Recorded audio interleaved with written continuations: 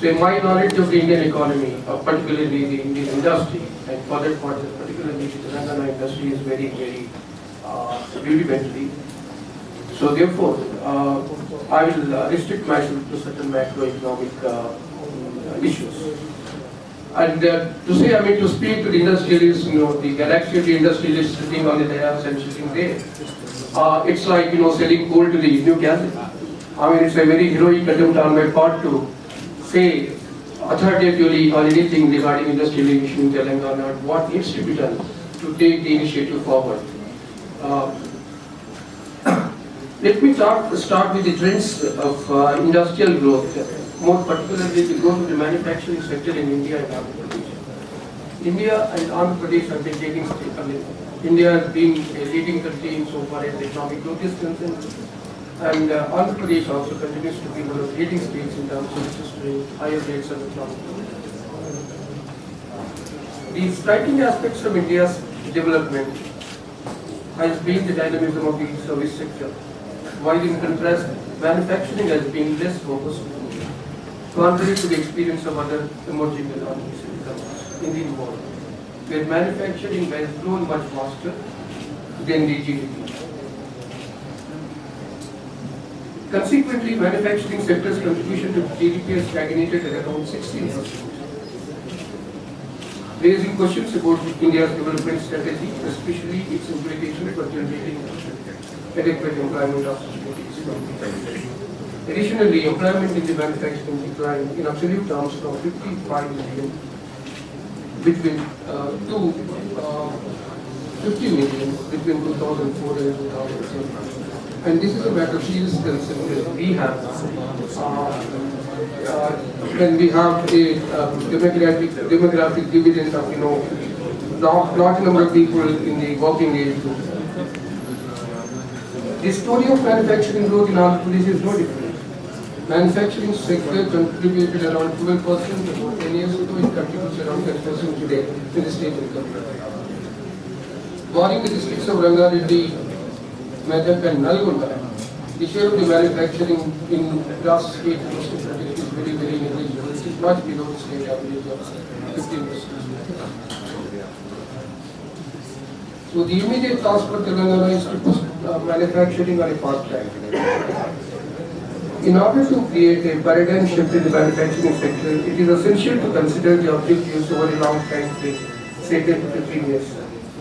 The National Manufacturing Policy has articulated these objectives, and one of these objectives is increasing the manufacturing sector growth to 12 to 13% per annum,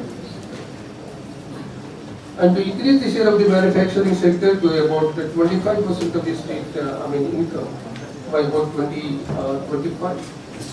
Increase in the per capita value addition in the manufacturing sector. And then ensuring sustainability of the growth in terms of environmental and ecological balance. A dynamic manufacturing ecosystem requires three features. Firstly, it must have depth in terms of value addition. Second, it must combine both capabilities, human skills, embodied technology and hardware, knowledge. Third, it must have a range of different sized firms, especially small and medium sized firms. This is where the skill development really takes place. And one thing that really differentiates the manufacturing sector, or for that matter, the industry sector. The industry sector is much wider than the manufacturing. It has, the services. It has the mining and electricity generation and things like that. And manufacturing in particular, and industry in general, requires a different kind of facilities as compared to the IT and other service sector industries. They therefore require good physical infrastructure to be competitive, and this means improving transportation, uninterrupted power, and adequate land to build factories. Moreover, the materiality of manufacturing activities also results in more regulations of safety, pollution, factory inspections, labor conditions, and hence a more complex administrative structure. The quality and efficiency of the physical and administrative infrastructure is a basic requirement for productive manufacturing enterprises. This is a major weakness in India at present. Some of these issues have been addressed in the National Manufacturing Policy, we need to have a state level policy which is really proactive, which will take the industrialization of the state forward. I think we have a policy for Andhra Pradesh which is valid for the period 2010 to 15. I think we need to start working on a separate industrial policy for Telangana, starting from say 2014. I think the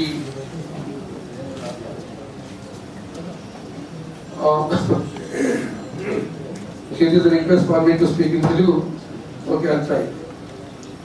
So, the request in the industrialist is probably they can have a small committee which will look into the population of the new industrial policy. And that seems to be the first priority that should be accorded by the Telangana industrialists. Now, I will briefly touch upon the incentives for industrial growth because there is so much of growth, there is so much of concern about the industrial organizations that are being offered to Seemandhra. There are two sections in the AP Reorganization Act. One is Section 34(1), which stipulates that the central government shall take appropriate fiscal measures, including offering tax incentives to the successor states. Successor states includes Telangana. And obviously, whatever concessions that are extended to Seemandhra, we can also stake our claim that we also need, being backward, in most districts being backward, barring 2-3 districts in Telangana. All other districts are backward, both economically, in terms of per capita income, in terms of industrial development. I think that is where we need to take a first mover advantage. We need to move forward and prepare a package that is required for Telangana. I again request, urge upon the industrialists sitting here, to come forward with the kind of incentives that they need to take the industrialization in Telangana forward. I think this needs to be a target, top priority. In the next 1 or 2 months, we should be able to come out with the kind of incentive structure that we need and then submit it. Maybe if possible, we can also involve our central ministries to lobby with the Ministry of Industrial Development and Policy. So we need not be unduly worried. I think the Act clearly stipulates that the package shall be given to both the successor states. So I don't think they can give a, there is obviously no logic in extending more benefits to Seemandhra than the benefits that will be given to Telangana. I think we stand on actually a much weaker wicket in the sense that we have a better stand, we have a better ground for seeking more benefits, at least on par with the Seemandhra region. At the same section, in clause 2 stipulates that the central government shall support the programs for the development of backward areas in the successor states, including expansion of physical and social infrastructure. And this is another area we need to seize the opportunity because you say that the backward areas much more. Actually, in the BGR, this backward area grant fund, all the districts which are selected from Andhra Pradesh belong to the Telangana region. There cannot be a better proof to say that the Telangana region lacks in development other than the indicators on the basis of which backward districts have been selected under the BGR. I think press needs to excuse me, I'm not so good in speaking. Neither good in English or Telugu, but let me say. So the other thing is that for taking industrialization forward, we need a better infrastructure. The top priority should be to provide a world-class infrastructure that itself will ensure that the industry will come to your place. We need to have a proactive industrial policy which will, encourage industrial participation, not only from within the state, but from outside the state and maybe outside the country in the form of foreign direct investments. So I feel sincerely that the apprehension that the incentives that are being given to Seemandhra will hamper the industrial growth is not, well founded. I think we can seek similar incentives.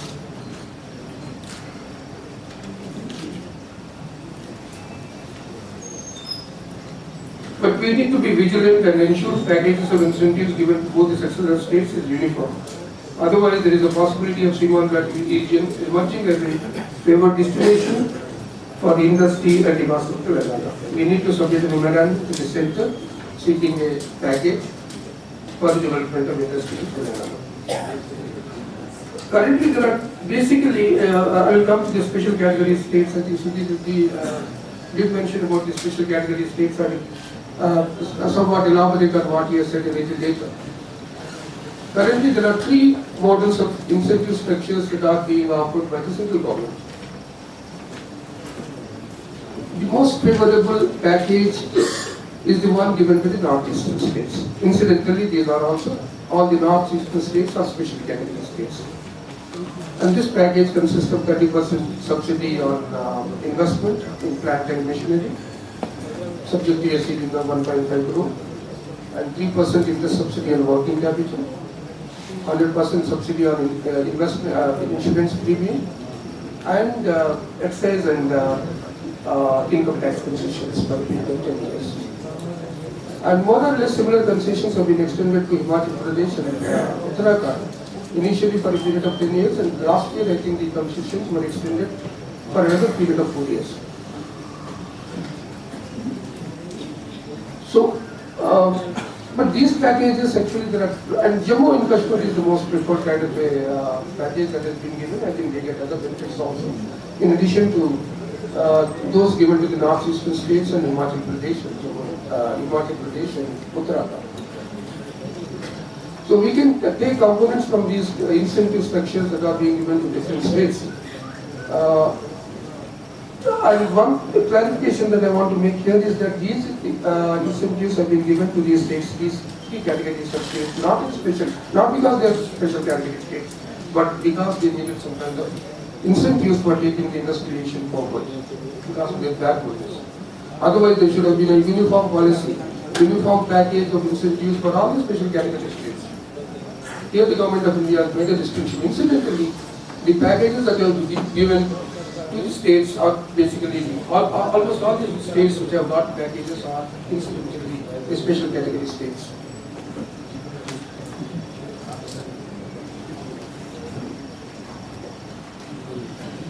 Then there is the question of, I have already talked about the industrial policy of the state for the period 2015.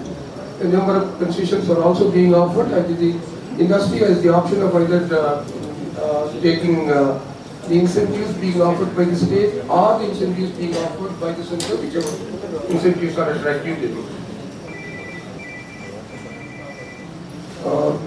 And before I conclude, I want to provide clarification on two issues where there is a lot of misreporting by the media. The first is that once there is excise duty concessions on a new industry is being set up, or the income tax concessions that are being set up, on the new units that are being set up, the state will lose revenue.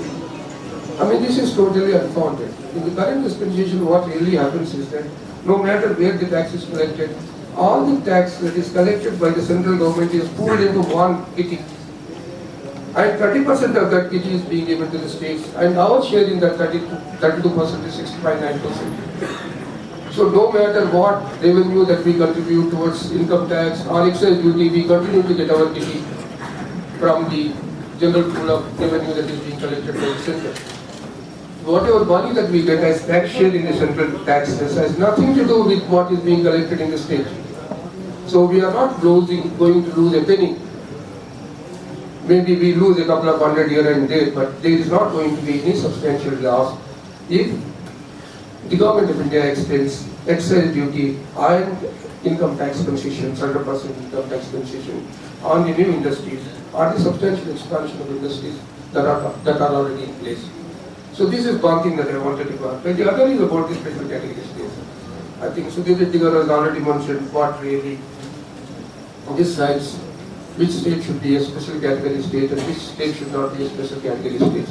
Of all the criteria that are mentioned by him, I think only one criterion, I mean deficit in revenue. I mean, one doesn't know what kind of a deficit they are going to have. And if there is a deficit in revenue, it is the job of the Finance Commission. There's a Finance Commission which looks into the central state financial relations, central state financial transfers for a period of 5 years, every 5 years. And now we have that 14th Finance Commission which is going to look into the matter. And there is a specific section in the Act, the Reorganization Bill. Hopefully, I think this is going to become an Act in the next couple of days. Let's all pray God that it becomes a reality sooner than later. So once The Act says that this matter of revenue deficit will be referred to the next Finance Commission by the President of India and the appointed day. So it is for the Finance Commission to assess the estimated gap in resources available to the Andhra government and then decide the quantum of assistance. Normally, this kind of assistance is being given to only 3-4 states, which are basically the special category states. And this is going to be for a short period of time before the finance are put on a firm footing. And coming to the special category, what does special category, what kind of benefits that the special category confers on the states? The only benefit that, that explicitly is provided for is they get, in the normal central plan assistance, they get 10%, 90% as